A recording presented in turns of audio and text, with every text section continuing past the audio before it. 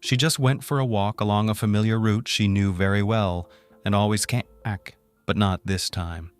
August 12th, 2019 started out completely normal. Teacher's assistant Lindsay Burbeck was on vacation, and she planned to spend the day with her family. She and her daughter Sarah shopping in Blackburn in the afternoon, and then they agreed to have a nice family evening over a cup of tea and meet her daughter's human boyfriend. They said goodbye, and Lindsay returned home to change and go for her daily walk to the woods. Around 4 o'clock in the afternoon, she left the house and never came back. To delve into this sudden disappearance and try to figure out why this particular day tragedy happened and who is to blame. The events are set in the town of Blackburn in the county of Lancashire in northwest England. The town is located in the southern part of the county on the Blackburn River by the Leeds-Liverpool Canal at the junction of 4 roads and near rich coal mines. Blackburn is renowned for its natural environment and has 4 huge wooded parks. Lindsay separated from her husband Tim Burbeck in July 2018, but they continued to live together in Clapton until March 2019. She then moved to her new home on Burnley Road in Hancote. Lindsay cared for her 2 adult children, Stephen, 20, and Sarah, 17. She worked as an upper-grade teacher's aide at Upton Hill Elementary School in Burnley and loved being surrounded by children. Lindsay was a talented artist who could go the extra mile to create the most amazing props for school productions and plays. On the fateful day of August 12th, she went for a walk in a wooded area known as Coppice near her home in the village of Hancote on the outskirts of Accrington and disappeared. At the appointed time, Sarah and her boyfriend Brandon arrived at Lindsay's home, but no one answered the door. Sarah became worried, as it was out of character for her mother to forget a scheduled tea party. She tried several times to contact Lindsay, but no one answered the phone. Sarah then sent her a text message that read, "Where are you?" We sat outside for an hour and called 6 times. After receiving no response, Sarah sent another text message with a series of question marks, but again received no response. After waiting outside Lindsay's house for an hour, Sarah called her father, Tim Burbeck, to let him know her mom wasn't home and wasn't answering her phone. Tim took a frightened Sarah and Brandon back to his house. Near midnight, Sarah and Tim headed to Lindsay's house again, but with a set of spare keys. To their dismay, she never showed up. Inside, the house seemed quite ordinary and showed no signs of any incident. There was no note of explanation either. At 12:11 a.m. on the night of August 13th, Tim Burbeck contacted police and told the dispatcher, "My ex-wife seems to be missing. We can't find her. It doesn't look like her." Lindsay Burbeck was reported missing.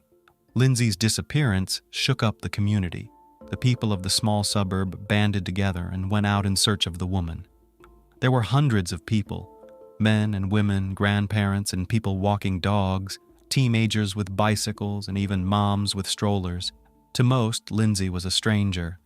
But that didn't matter. After days of desperate searches, social media appeals and posters, people still gathered at Coppice for 2 consecutive days in the hope of finding a vital clue that could solve the mystery of Lindsay Burbeck's disappearance.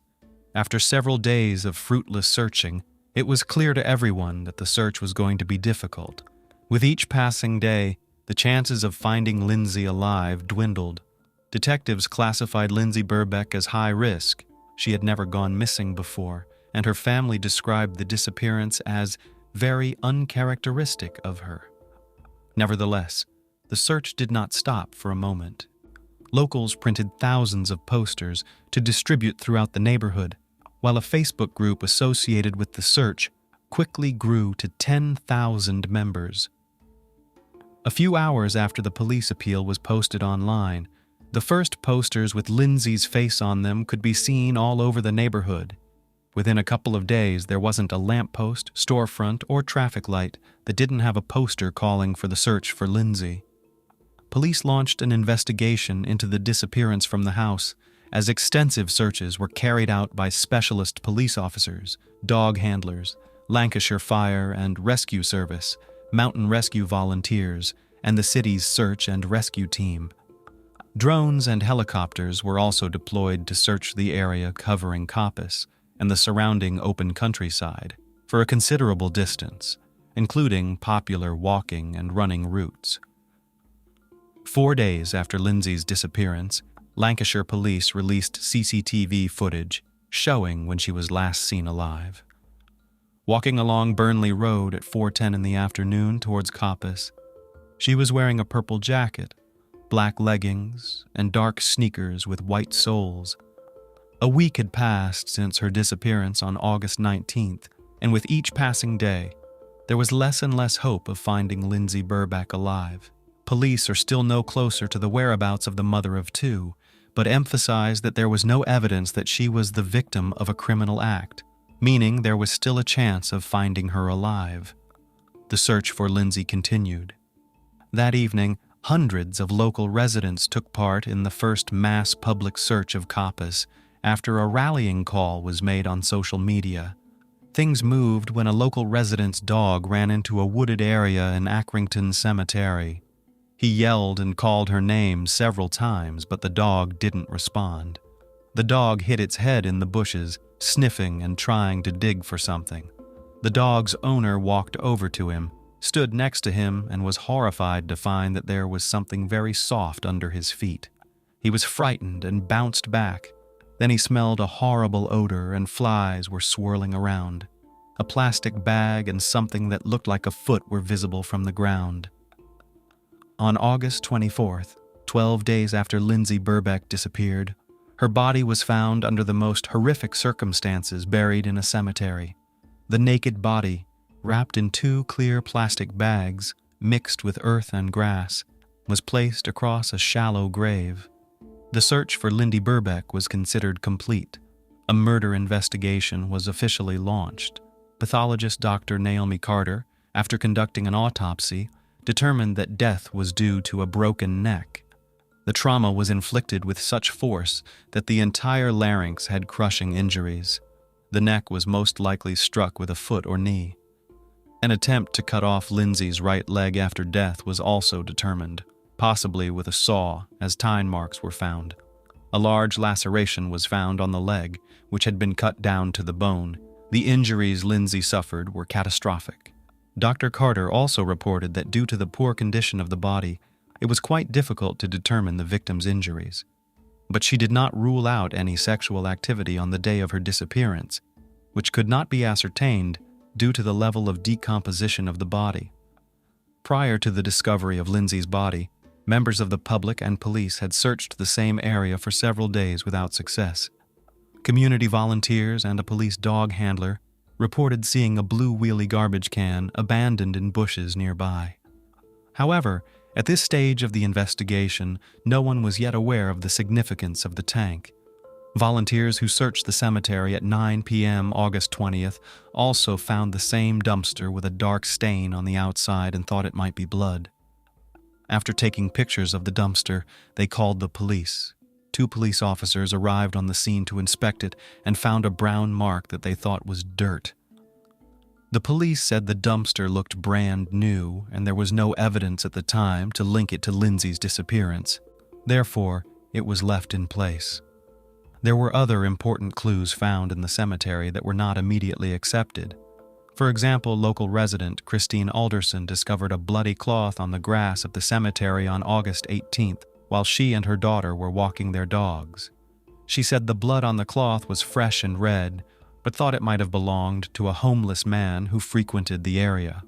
Another woman who walks dogs, Judith Bibby, reported seeing red clothing hanging on a barbed wire fence near the Cargill Hill Trail that was probably Lindsay's jacket. She also heard a voice, presumably a child's, but heard no struggle, yelling, or screaming. On August 25th, investigators revisited the crime scene and found a yellow-handled saw and a pair of green, heavy-duty gloves near Lindsay's grave that had several traces of blood. The evidence was taken to forensic testing, and it came back positive. The gloves contained the perpetrator's DNA on the inside surfaces, and Lindsay's DNA was found on the outside surface of the left glove. A pair of her Skechers sneakers, which had been cut along the sole, were also found in a blue plastic bag discarded in the cemetery. Examination of other evidence revealed that Lindsay's body was wrapped in some kind of plastic sheeting, and between the body and the sheeting was found foliage and grass that was not in the cemetery grounds. This led investigators to believe that the body had been moved from another location. That's when detectives remembered a blue trash can that had repeatedly caught the attention of volunteers. Police officers studying the CCTV footage soon made a startling discovery that left the investigation team baffled. Several images showed a young man pulling a blue wheelie garbage can in the Burley Road area. Over the next few days, a CCTV camera captured a certain guy returning to the cemetery 4 times. Thanks to that footage, a suspect emerged. The video of a young guy carrying a trash can down the street, possibly with Lindsay's body, became a sensation. The video was shown on the news with a plea for help identifying the man. And it worked. The boy was identified by shocked teachers and parents. The team surrendered to police the same day.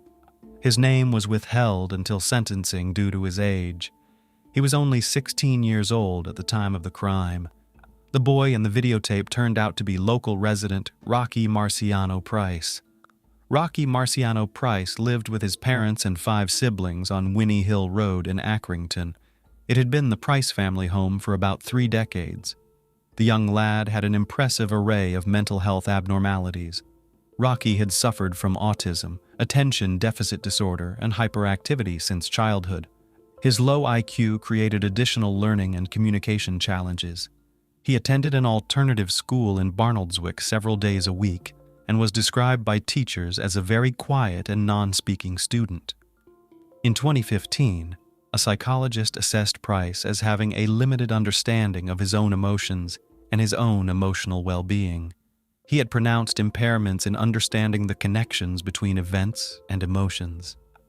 Another 2016 report described Price as unresponsive to strangers and in constant need of supervision and care. Timothy Bradley, who taught at the school for 18 months, said they were always looking for ways to involve him in education, but Price preferred practical things to academic subjects. Price hardly ever engaged in conversation, even when it came to a topic that interested him. Teachers described Rocky Price as quite strong physically and tough for his age. He went to the gym regularly, liked to tend to the chickens on the family farm, and loved watching movies and playing Xbox. The guy lived in his own world and wasn't always aware of his actions. So what drove him to attack Lindsay Burbeck? Nothing at all. She was just in the wrong place at the wrong time when Rocky Price was hunting lonely women. He was looking for a woman to kill, and he didn't care who it was. This was a completely random murder at the hands of a stranger. On August 12, 2020, exactly 1 year after the crime, Price finally stood trial. Rocky Marciano Price was unanimously found guilty by a jury after an 8-day retrial and 4 hours of deliberation. Appearing via video link from Her Majesty's Prison Wetherby, Price, 17, did not react in any way when the judge read out the verdict. There was also no reaction from his parents in court. He pleaded guilty to helping dispose of Lindsay's body, but claimed he played no part in her death. Rocky Price claimed he was approached by a male stranger and asked to assist in the burial of the woman for a fee. In a prepared statement, he admitted moving the garbage can and burying the body, but said he had no involvement in Lindsay's death. However, a search of his home in Accrington revealed plastic bags that were identical to those at Lindsay's grave. A tracksuit and other clothing was also analyzed and matched the one he was wearing on surveillance cameras on August 12, 16, and 17.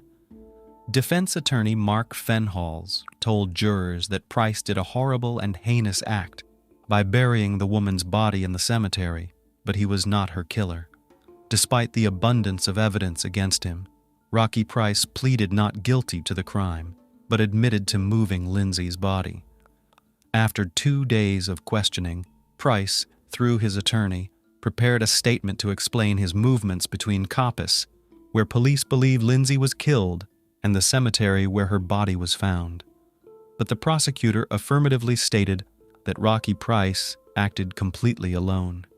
The motive for the random attack on the 47-year-old mother of two was never revealed, as the perpetrator did not even know the victim. The judge sentenced Price to life in prison with a minimum term of 16 years. He will only be released when the parole board decides he is not a danger. The judge said the attack was swift and brutal. There was no doubt the defendant sprung with the intent to kill a woman who was walking by. Just minutes before Lindsay's incident, Zoe Braithwaite had managed to get away from a hooded teenager with her hands in her pockets, walking alone on a parallel path. Her sixth sense kicked in, and the woman was instantly wary. Zoe was confused by the guy's appearance. He looked out of place for a walk in the woods for this time of year. She quickened her step and then ran away. That probably saved the woman.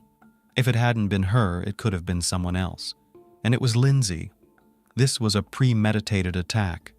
After missing one woman, he didn't back off his plan to attack another lone woman.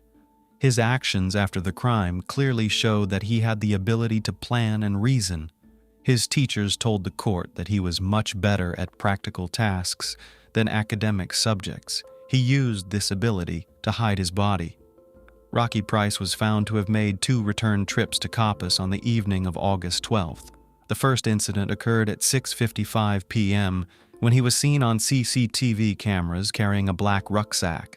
Possibly in it, he was carrying a found saw to dismember Lindsay's body. The next incident occurred at 8:28 p.m. when dog walker Anthony Dewhurst was seen pulling out an already empty garbage can. This is the same spot where his grandfather, who bears his name, and other family members are buried. Without panic or excitement, young Rocky Price, acting alone, set in motion a plan to dispose of Lindsay's body by placing it in a blue garbage can like a piece of trash, and then burying it in a shallow grave in Accrington Cemetery, wrapped in 2 plastic bags. He set in motion a plan to dispose of Lindsay's body by first hiding her in a blue wheelie garbage can and then dragging her to the cemetery. Finding a quiet and secluded spot near the railroad line, he spent over an hour burying her body before leaving a saw, gloves, and a trash can at the scene. The murder of a stranger in broad daylight, for which there is no rational explanation, is particularly horrifying to all right-thinking members of society. The random nature of the attack suggests that the accused poses a very real danger to members of the public. The stalking of another woman before he killed Lindsay Burbeck demonstrates that his crime was not caused by a sudden loss of control. 24 hours after he was found guilty of the crime, publication restrictions were finally lifted by a judge, allowing his name and picture to be made public for the first time. Rocky Marciano Price's identity was kept secret during the first and second trial. The jury was told many important details about Price, but they could not be fully disclosed because of his young age.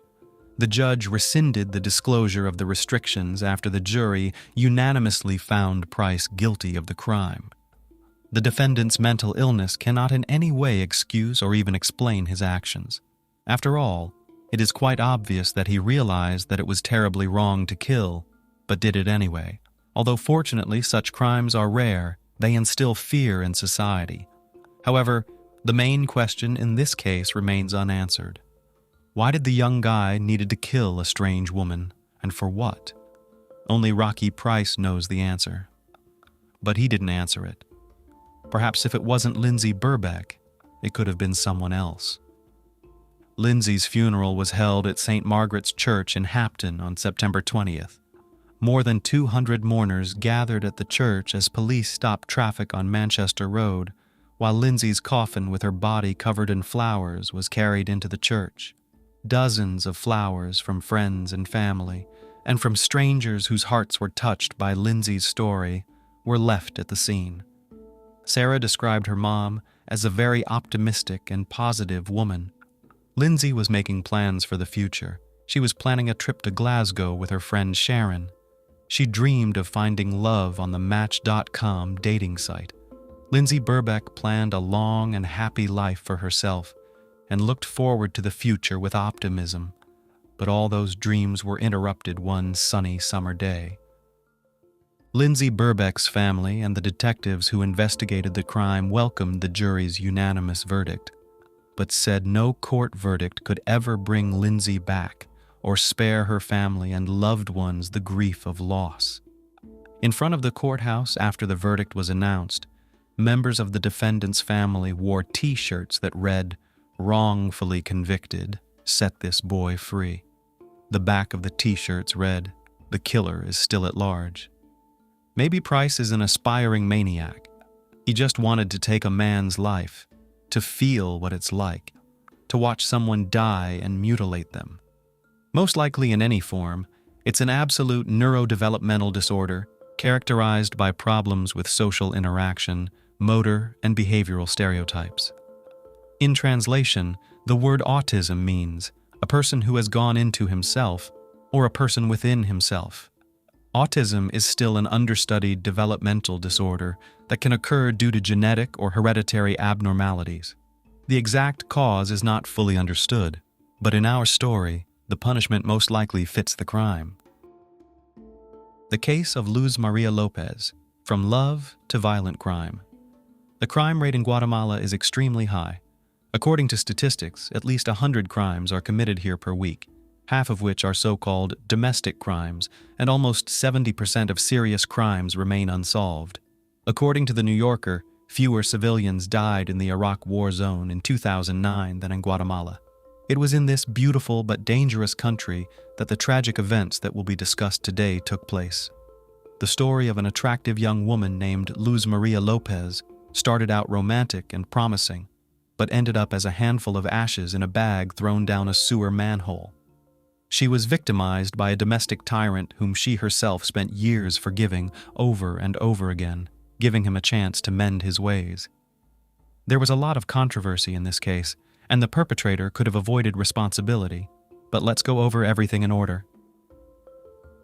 Who is Luz Maria Lopez? The full name of our today's heroine, given to her at birth, sounds like Luz Maria del Rocio Morales Lopez. She was born in 1995, March 17th, in the small town of San Cristobal Verapaz, in a simple and rather modest family of Ada Morales and Brian Lopez. Luz Maria was the youngest of 2 children of her parents and was raised with her older brother Omar. As an infant, the girl nearly died due to an intestinal obstruction. To save her life, a complex operation was performed, and doctors gave no guarantees. But the baby's mother prayed for her recovery and believed that her daughter would recover. So soon it happened, and the surgery itself at such an early age, fortunately did not affect the development of the girl. During her school years, Luz Maria was actively engaged in sports, in particular, attended sections of gymnastics and athletics, and was also fond of classical choreography. She was a creative person, easily found a common language with different people and quickly made friends. The girl also studied well and had an aptitude for the humanities. After graduating from school, Luz Maria thought about getting a higher education and decided to enter a prestigious state university. She chose law and later decided to specialize in criminalistics because this direction has always aroused her genuine interest. A fateful encounter. When Luz Maria was a student, she and her mother visited a car dealership in Coban, the capital of Alta Verapaz. It was her older brother's 25th birthday that year, and her parents and sister wanted to give him a special gift, a motorcycle, which he had long dreamed of. In the showroom, they were met by a polite and very attentive young consultant who introduced himself as Jorge. He showed the buyers the whole assortment and gave some recommendations. Mother and daughter chose a model, but decided to think more and consult with the head of the family. Leaving, they took a business card of the car dealership, and also Luz Maria left her phone number for feedback. Soon the girl received a call from Jorge, the same consultant from the salon, but the conversation was not about the upcoming purchase, but was more of a personal nature. After that, Jorge dialed Luz Maria's number several more times before he dared to ask her out to a coffee shop. It was obvious that he liked the beautiful, sultry brunette very much, but he did not know where to begin the acquaintance. It should be noted that Luz Maria also liked this handsome young man, so on his proposal to meet, she responded with consent.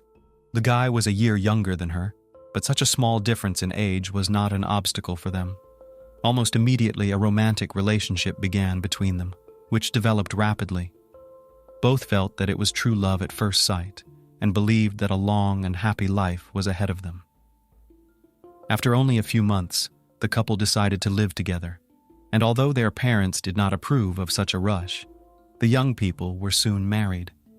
About 6 months later, the lovers played a wedding, inviting only the closest people to the celebration. Curiously, the problems began on the day of the wedding, when the institution where the banquet was to be held, there was a hitch because of which the holiday was almost derailed. The couple had to overpay a considerable amount of money so that the wedding, after all, took place at the appointed time. Who is Jorge? About who was the chosen one of Luz Maria, there is very little information in the public domain. It is known that he was born in 1996 in the town of Santa Catalina La Tinta, which is in the central part of Guatemala. Jorge was the eldest of 2 sons and was raised with his brother Pablo. His family balanced on the brink of poverty, so that the boys as children were not spoiled with beautiful clothes and expensive toys, because the money was enough only for the bare necessities. But Jorge somehow did not aspire to a better life, so he did not bother to study and look for a decent job. The young man, as they say, just went with the flow. People who knew Jorge personally spoke about him as a withdrawn, uncommunicative, and sometimes aggressive guy. He really had problems with controlling emotions, because of which Jorge did not have many friends and poorly formed relationships with the opposite sex.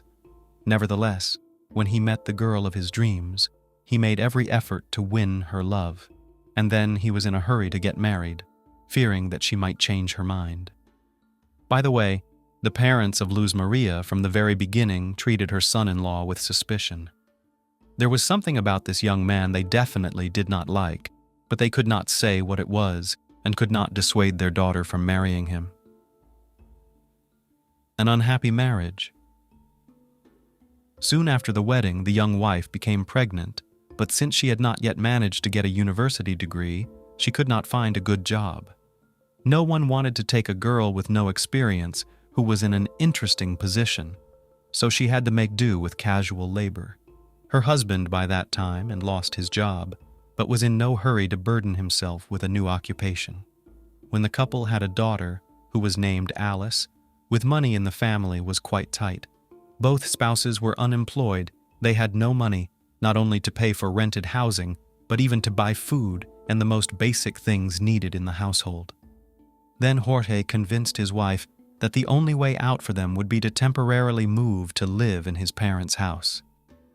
Luz Maria refused for a long time, but since they had no choice, and they could not stay on the street with a baby in their arms, the young woman eventually agreed. Ada knew about the problems in her daughter's family and repeatedly persuaded her to return to her native home, but she persisted in saying that everything would soon get better with her husband, and there was no reason to worry. One day the mother decided to visit her daughter and granddaughter, but coming to the house of her son-in-law's parents, found there a frightening picture. Luz Maria was in a deplorable state. She ate only once a day and then a little. Jorge's family did not think it necessary to feed their unemployed daughter-in-law. Luz Maria was breastfeeding her young daughter, so malnutrition could affect not only her health, but also the health of the child. However, the meager food was only a small part of all the troubles and problems Luz Maria faced in her mother-in-law's home. As it turned out, there she was constantly humiliated and even beaten by her husband's younger brother. This guy was annoyed by the crying of the child, as well as the presence of children's things in the house, so much so that he repeatedly threw them at Luz Maria, and once again launched a baby bottle at her and hit little Alice, who was in her mother's arms. Jorge saw all this, but never once stood up for his wife and daughter, and acted as if they were strangers to him. Ada convinced her daughter to take her granddaughter and return to her parents' house, but soon Jorge appeared on their doorstep, asking his wife to return and promising to get a job. She agreed, but only after the young people were able to rent an apartment and live separately from Jorge's parents. When Luz Maria defended her diploma, she was able to fulfill her long-time dream and got a job in the city prosecutor's office. A smart, talented, and very responsible young woman, she quickly gained the respect of her colleagues and gradually began to move up the career ladder. Over time, the family's financial situation improved considerably, so much so that the couple could afford to buy a car for two. However, this was solely the merit of the wife, who worked hard, spared no expense, and was well regarded by her superiors. Jorge was still in search of himself and preferred to live at the expense of his wife, jealous, lazy, and a domestic tyrant. The young husband had an explosive temper, and the situation only worsened with time. He did not want to work, interrupted by temporary part-time jobs, and even then, not often. He preferred to sit at home in front of the TV, drinking beer with friends and spending what his wife earned. In addition, Jorge was pathologically jealous and tried to control every move of his beloved. He did not allow her to make friends, to have lunch with colleagues in cafes, or just to be somewhere without him. He constantly checked her phone, looked at the history of calls and read messages, and also forbade her to register accounts in social networks. At home, when left alone, the husband behaved no better. He made scandals in the middle of nowhere, constantly clarified relations, and always blamed his wife for all the problems and family troubles.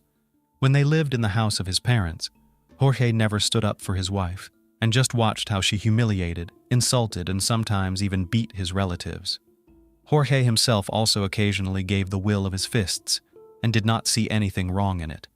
He treated Luz Maria as his property, believing that she would endure everything and would not go anywhere from him. Neighbors often heard the screams coming from the house of the couple, as well as saw on the face and body of the young woman signs of beatings. Repeatedly, Lopez tried to leave her husband and wanted to file for divorce. She several times took her daughter and moved out of the rented apartment in the house of her parents, but her husband every time came there and literally on his knees begged her forgiveness. And each time Luz Maria forgave him, giving him another chance, even though her parents asked her to come to her senses and leave this abusive man. On December 15, 2020, after another fight with manhandling, Luz Maria took 3-year-old Alice, got into the car, and came to her mother in tears. A day later, Jorge arrived there, and it was unclear whether he wanted his wife or the car back.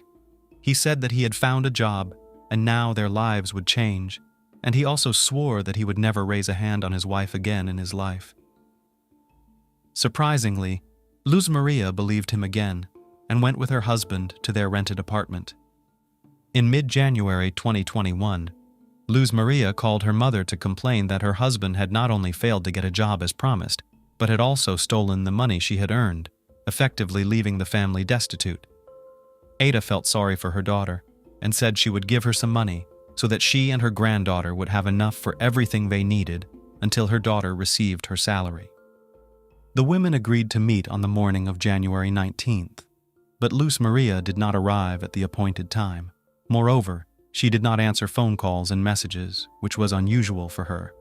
Concerned, Ada decided to go to her daughter's workplace the next day, but there she learned that Luz Maria had not shown up for the second day and that no one had been able to contact her. At the same time, Jorge, who was also looking for his wife, arrived at the prosecutor's office. According to him, they had once again quarreled, and he thought that Luz Maria had gone to her mother's house and was not answering her calls because she was offended by him.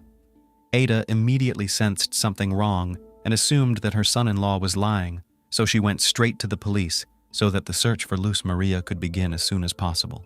That same day, an alert system was announced nationwide under the code name Isabel Claudina, in the original Alerta Isabel Claudina. This meant an emergency search for a young woman reported missing. When the massive search began, the missing woman's husband was the first person to be named as a suspect, although it would be more accurate to say that he was the only suspect in the case. Luz Maria had no enemies. There was no reason to believe that she had been kidnapped, and the last person who saw her alive was Jorge. Naturally, this guy denied his involvement in the case, claiming that he himself was knocked down in search of his wife, and now extremely indignant and annoyed by the fact that he became the main suspect. At the same time, he himself was constantly confused in his testimony and could not clearly explain why he did not inform the police about the disappearance on the day of his wife's disappearance. And if he thought that she was at his mother-in-law's house, why he did not call or go there. While the police were searching for witnesses and combing the area, the body of the missing Luz Maria was accidentally discovered by municipal workers. On January 22nd, several workers arrived to a call about a clogged storm drain near the road. When they lifted the grate, they saw a strange large plastic bag with something black in it. As they looked closer, they realized that what they were looking at were charred human remains. They immediately reported the gruesome discovery to the police, and the police officers who arrived suggested that the body found could be that of Luz Maria Lopez, who is wanted all over the country. Forensic experts confirmed that the remains belonged to a young woman and her parents and brother at the identification, despite the fact that the body was badly disfigured by fire, confirmed with certainty that it was her. It is noteworthy that the package was found on the same street where the building of the prosecutor's office, where the deceased worked, was located, except that there were no surveillance cameras as well as lighting in that place. Despite the fact that the body was badly burned, pathologists were able to establish that the woman was severely beaten and the cause of her death was asphyxia. This was evidenced by internal hemorrhages, several fractures sustained while she was still alive, and particles of caked blood in her nose and mouth. There were deep marks on her neck indicating strangulation. It's a strange message. At the time of the discovery of the body, no new suspects had emerged in the case, and the victim's parents had no doubt that it was the son-in-law who had so brutally murdered their daughter. Jorge was immediately taken into custody, and the motive for his heinous act was being investigated. Also, psychologists-criminalists had to analyze in detail this marriage and the relationships formed within the family. At the investigation, Ada Lopez provided a frightening audio recording, which was sent to her anonymously by someone who lived in the neighborhood with her daughter and son-in-law. Apparently, this person has repeatedly witnessed the family scandals of the couple, and this time decided to record their quarrel, not suspecting that everything will end in a brutal murder. The audio recording clearly shows Luz Maria desperately screaming and crying for help, while in the background little Alice sobs in the background. Ada was horrified by what she heard. She stated that if that witness had called the police right away, her daughter might be alive right now. The man who made the recording not only did not call the police, but did not even visit the house from which the horrible screams were coming. The police also failed to trace the anonymous person, so it was not possible to involve him in the investigation as a witness. The audio recording was attached to the materials of the criminal case, and Ada gave a big interview, during which she called on all citizens to be vigilant and report to the police about the revealed facts of domestic violence, and not just to film them on camera or record them on a dictaphone. According to the woman, such simple actions will help save someone's life. This high-profile crime caused a widespread public outcry, and thousands of people took to the streets, staging rallies across the country to demand that the killer be punished. Although Jorge was taken into custody almost immediately, he continued to deny his guilt, saying that he personally drove his wife to work that fateful day, after which she disappeared. Street CCTV footage did indeed show the couple's car traveling in the direction of Luz Maria's workplace that morning. However, due to the tinted windows, it could not be clearly established how many people were in the car. Also, none of the recordings showed the car stopping and Luz Maria getting out of the cabin. The next curious discovery was made at the couple's rented home, where numerous washed-out traces of blood and drag marks were found. This suggested that this was where the brutal crime had taken place. Suspicions were confirmed when microscopic fragments of burnt flesh were found in the trunk of the family car. In addition, during the search, the investigator was interested in the recent purchase made by the couple, namely, a double orthopedic mattress. More precisely, not even the mattress itself, but the dense polyethylene in which it was wrapped. As the comparative analysis showed, it was in it that Jorge had packed the burnt remains of his wife. It was also possible to find several witnesses from among the neighbors of the family who repeatedly heard Jorge insulting his wife and threatening her with death. A few days before Luz Maria's sudden disappearance, her husband had shouted that he would kill her if she decided to leave him, and that he would hide her body so that no one would ever find it. The picture of the crime. Based on the data that managed to collect expert criminologists, as well as relying on the testimony of several witnesses, the investigation of the pieces restored the gruesome picture of the crime. The murder occurred on the night of January 19, 2021, the day before the spouses had a big fight, and Jorge again gave the will of his fists. He had problems with controlling outbursts of anger before, but this time he simply went into a rage. He hit his wife several times, causing her to scream and cry for help. It was these screams that the neighbors of the family heard, but did not call the police. In the process of beating, Jorge broke his wife's nose and also caused her a head injury. After that, he strangled her with his bare hands and then attempted to dispose of the corpse. To do so, he dragged the body out into the backyard, doused it with campfire liquid, and set it on fire. However, Jorge did not expect his funeral pyre to be so smoky and the stench of burning meat and hair to eat away at his eyes. He was afraid that the neighbors would notice it, suspect something wrong, and call the fire department or the police. So he quickly put out the fire, wrapped the burnt remains in plastic, and then went to find a secluded place where he thought the body would never be found. The most horrible thing was that Jorge committed all these atrocities in front of their young daughter, who, due to her age, although not fully, but understood what was happening. The child, who was 3.5 years old at the time, saw the beating and the crime, as evidenced by the child's cries and screams, which were also caught on tape. Jorge, who had some knowledge of forensics thanks to his wife's textbooks, which were in abundance in their home, tried to cover up the crime and establish an alibi. He found a stretch of road where there were no lights or video cameras and dumped his wife's body in a drainage sewer there, going unnoticed. The next morning, he drove to her place of work along the usual route, as if he had driven Luz Maria there, as he did every morning, and the next day he began to simulate an active search for his wife, calling her colleagues, acquaintances, and relatives. Trial and verdict. The criminal's lawyers delayed the trial as much as they could, and also tried to throw the investigation off track. They insisted that all the evidence and witness statements were circumstantial, and there was not a single piece of evidence that would unequivocally prove Jorge's guilt. Defense attorneys tried to get the detention changed to house arrest, and also argued that Jorge himself was deeply depressed by the fact that he was accused of killing the woman he loved and the mother of his child.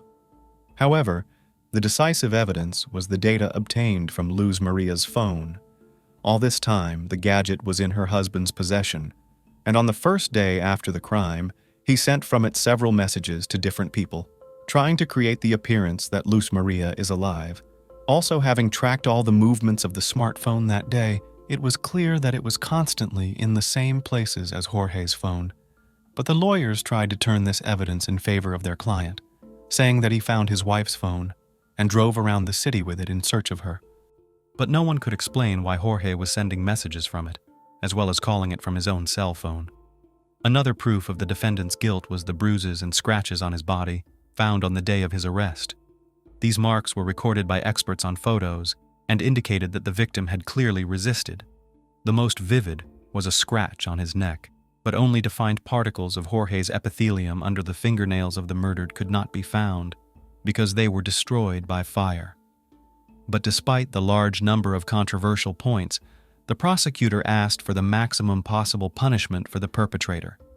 Court hearings and proceedings were repeatedly postponed due to the raging worldwide pandemic of coronavirus, but in October 2022, the defendant was finally found guilty of the brutal murder of his wife. The man was sentenced to 50 years in prison, although he himself did not admit his guilt. Custody of little Alice was given to her maternal grandparents, who admitted that now the main meaning of their lives is their granddaughter. Why did a friend eliminate an entire family? Have you ever pondered how well you truly know your friends, colleagues, or neighbors, and how much you can trust these individuals? Typically, friends know everything about us, but occasionally, people who only pretend to be our friends and gain our trust might later exploit our vulnerabilities if they wish to betray or harm us. For most people, friendship is one of those elements that bring meaning to life, thus supporting and assisting a friend is paramount. But sometimes the intent to help can turn into a tragedy. The tragic loss of a young woman named Christy Shawn and her husband Joseph Codd in 2015 shocked the quiet provincial town of Leicester, North Carolina. This incident was among the loudest and most brutal crimes in the history of this small community. At the time of the tragedy, the couple was joyously anticipating the addition of a new family member. However, the most horrifying aspect was that their perpetrator was someone they knew well, trusted, and considered a friend. Furthermore, they were not his only victims. Early life of Christy Shawn. Christy Maria Shawn Codd was born on September 3, 1976, in Madrid, Spain, and was the only child of American military personnel. Her father was a U.S. Air Force soldier, and due to his duties, he frequently moved from place to place with his wife and daughter following. The family did not stay long in Spain, and over the next few years they lived in various European countries before returning to the United States. The girl began her schooling in New Orleans, Louisiana, but within a year, the family moved to Texas, then to Illinois, and after that, Shawn spent several years in Latin American countries. Such a nomadic lifestyle had its benefits, as Christy spoke multiple languages from an early age and had the opportunity to experience the cultures and traditions of other countries. However, during her teenage years, she faced challenges in settling into new groups and making friends in new places. Just as she would start to settle in, it was time to pack up, move, and change schools and social circles. Yet, it was precisely because of the constant changes that she developed excellent communication skills. Christy easily found common ground with various people and was known as a sweet, sociable, and charming young woman. Additionally, from an early age, she actively participated in sports, including gymnastics and swimming, and for some time, she took kickboxing classes. When Christy finished school, her father retired from the military, and the family settled in Biloxi, Mississippi. There, she finally made real friends and discovered a new hobby: cooking. The teenager enjoyed preparing various dishes, experimented a lot in the kitchen, and her culinary masterpieces indeed deserved attention and praise. Eventually, she decided to pursue further development in this area and completed culinary courses. Her parents thought she would become a professional chef, but unexpectedly, she also discovered her talent for acting. Actress and culinary TV star. A beautiful and ambitious young woman brimming with talent, enrolled in an acting academy and moved to Los Angeles. There, broad prospects opened before her, and she intelligently seized every opportunity to make her mark. Christy appeared in commercials, performed on the theater stage, and also took part in some high-profile Hollywood productions as an extra or stunt performer. Specifically, she had a minor role in the Terminator franchise, performing quite risky stunts. In 2000, the young woman graduated from the academy, but by that time, she had not landed any significant or notable roles, despite her striking appearance and evident talent. She then decided to focus on her culinary skills and also on sports, turning these two passions into a quite profitable business. Christy participated in several popular culinary TV shows which made her well known, turning her into a popular and recognizable figure. She made it to the finals of one season of The Next Food Network Star. But unfortunately, the blonde did not win, as the judges had mixed reviews of her culinary experiments. However, Shawn was not greatly dismayed, as she managed to attract considerable attention to herself. Thousands of people followed her on social media, keeping up with her life and creations. She actively promoted a healthy lifestyle, gave advice on proper nutrition, and even developed her own exercise routines to maintain good physical condition. About a year later, Christy founded and began successfully developing her own catering company, which provided banquet services for various events and also retailed prepared culinary products. Her business was distinctive in that it focused on proper and healthy eating.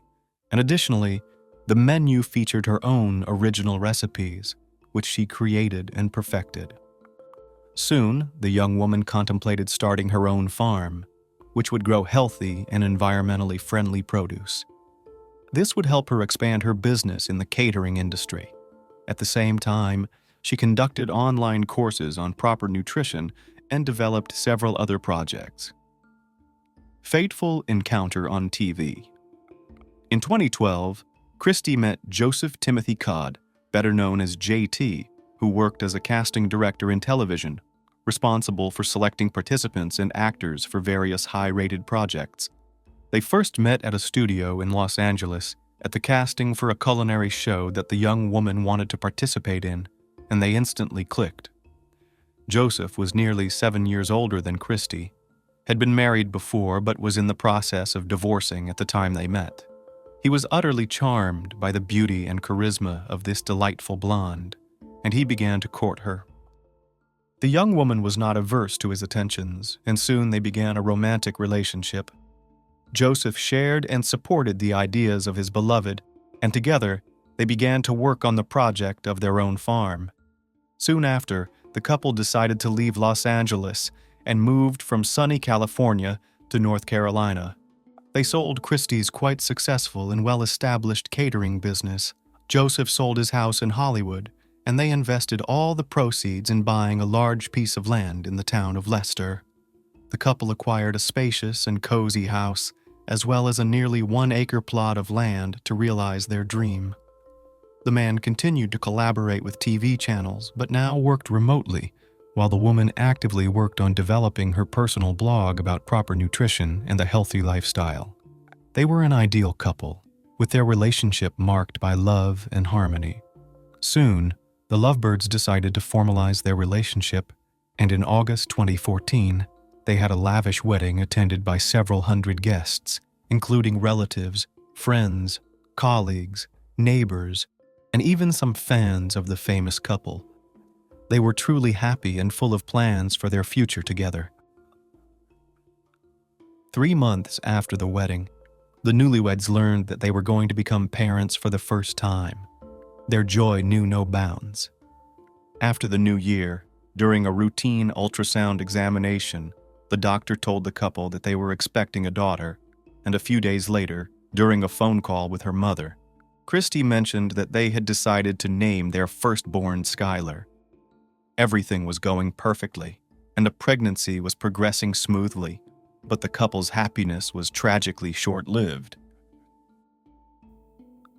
The mysterious disappearance of the Codds. Christie was 5 months pregnant and actively preparing for the arrival of their baby. She almost daily called her parents, who lived in another state, sharing updates on her well-being and chatting with her mother, sometimes for an hour at a time. However, on March 13, 2015, Christie's mother was unable to reach her daughter, but initially did not think much of it. The situation repeated the next day. Calls went through, but no one answered. Her son-in-law's phone also went unanswered.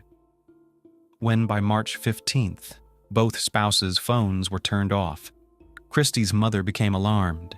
Since Christie and Joseph's parents lived in other states, they couldn't quickly check on their children's home to ensure everything was all right. Therefore, Christie's mother called a close friend of her daughter, a woman named Cecily, who lived nearby and could check on them at their home. When a friend arrived at the Codd residence, she saw that both spouses' personal cars were parked at the house. However, the front door was locked, and no one responded to knocks and shouts. The couple's phones had been off for 3 days, which was also highly suspicious. Through a window, Cecily saw that the couple's beloved dogs, who they cherished and would never willingly leave alone, were locked inside one of the rooms. The woman decided to walk around the house and noticed that the back door lock had been forcefully broken, indicating that someone had attempted to enter, or had indeed entered, the home. She immediately informed Christie's mother by phone, who then promptly called the police. The responding officers confirmed that the back door had been broken into and discovered disarray inside, indicating that someone had been searching for something. According to the family, some valuables had been stolen, including a jewelry box belonging to the homeowner, and a safe in the couple's bedroom had been breached. However, there were no signs of blood, struggle, or evidence that the couple had been detained or taken by force. Additionally, the perpetrator had acted very cautiously, leaving no fingerprints or DNA traces. The relatives clung to the faint hope that 45-year-old Joseph and his 38-year-old pregnant wife Christy were still alive, but the experienced officers were not optimistic in their forecasts. Suspicious neighbor. In the initial days, the investigation simply stalled.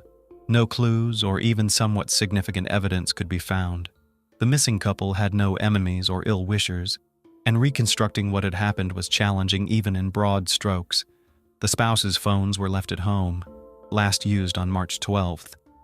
Only incoming calls were recorded the next day, after which the devices died. The police decided to question the couple's neighbors to see if they had noticed anything strange or suspicious recently. An interesting detail emerged. A neighbor living across the street saw another local resident throwing a large bundle into a trash bin near the Codd's home on the morning of March 15th. At the time, he didn't think much of it, but when he learned of the couple's disappearance, he thought the information might be useful to the investigation. Checking the contents of the bins was no longer possible, as the trash had been taken to the dump just the day before, and now any potential evidence would need to be searched for there. But first, the police wanted to speak with the person who had discarded the strange bundle.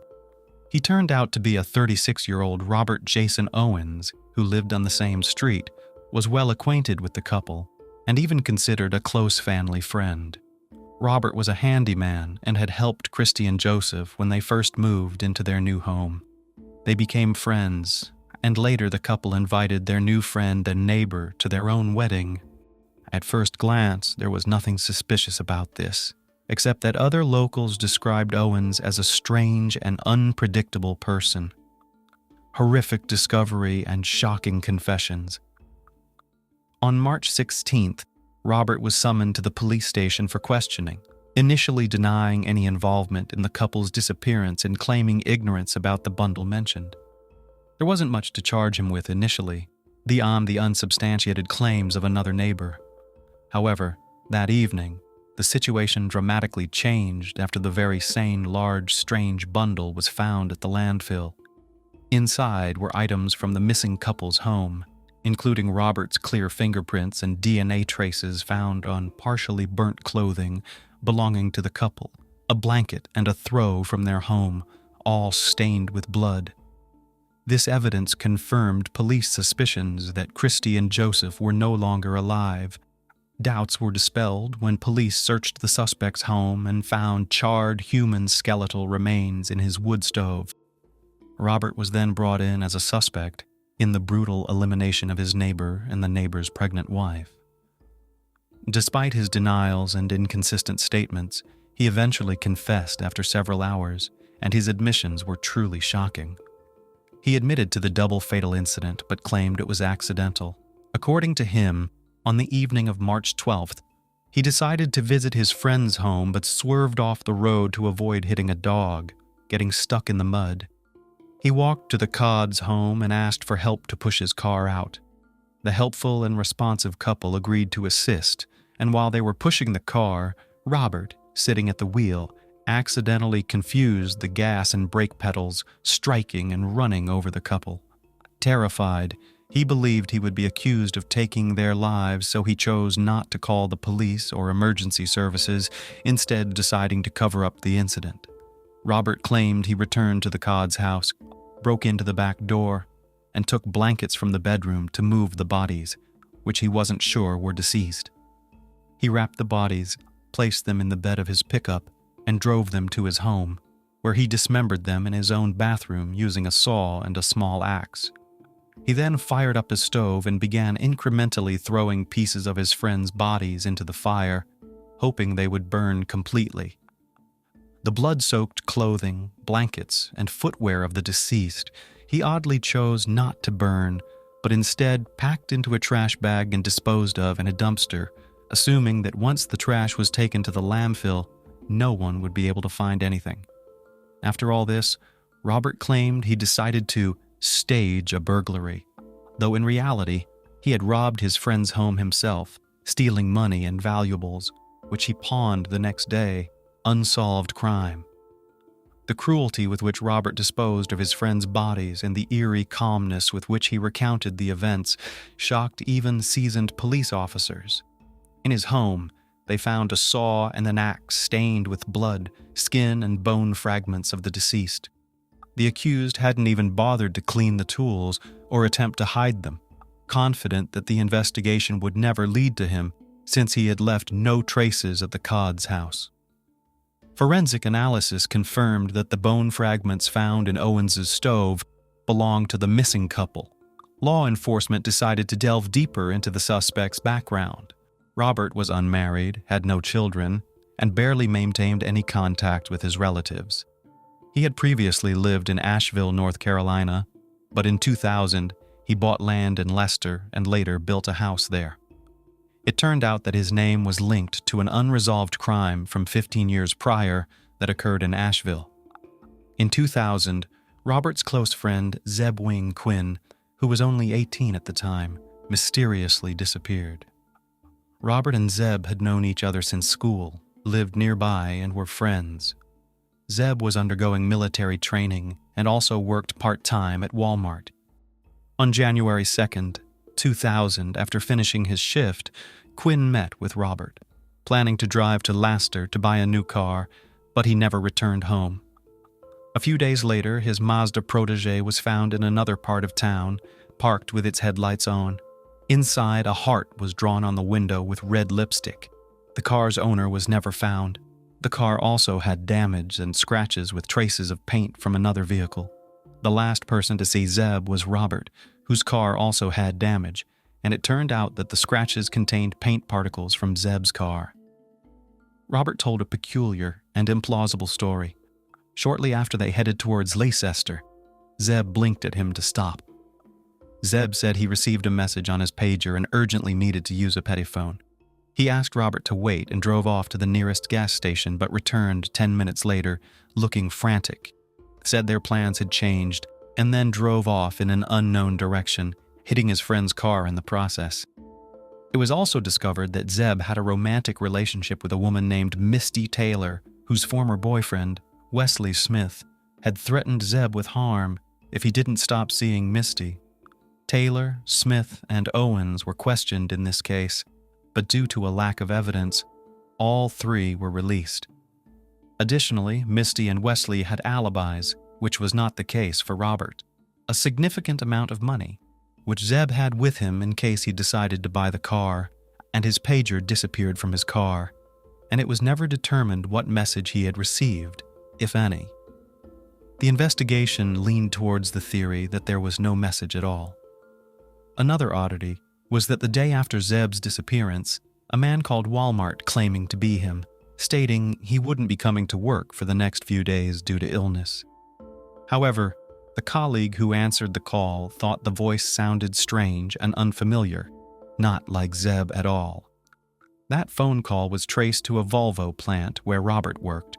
During questioning, Owens unexpectedly claimed that he made the call at his friend's request the night before Zeb sped away.